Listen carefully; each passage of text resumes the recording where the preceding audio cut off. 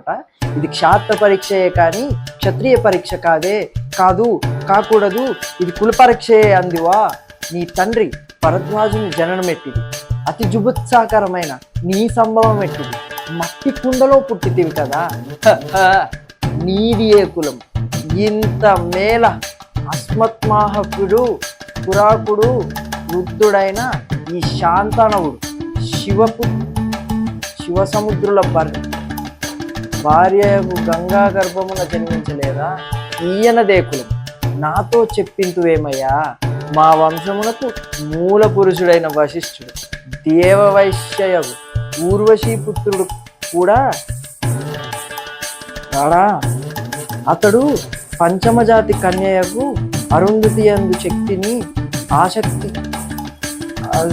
చండాలని